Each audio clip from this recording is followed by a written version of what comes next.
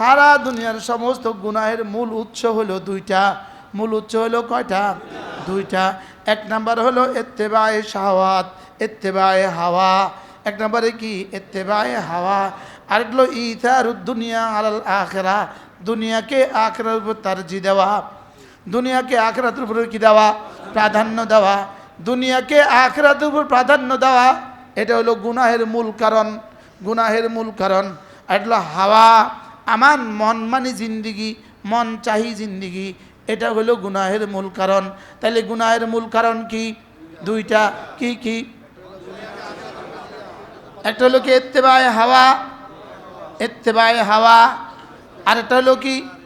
ইসারুদ দুনিয়া আলাল আখিরা, দুনিয়াতে এত নাফরমানের মূল কারণ কয়টা? কি কি? ইত্তেবায়ে হাওয়া, ইসারুদ দুনিয়া আলাল আখিরা।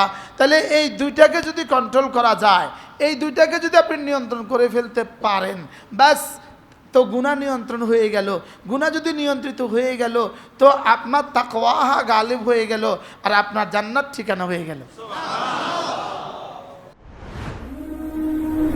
ঘরসাজাবো.com, ঘর সাজানোর সবকিছু এক ক্লিকে।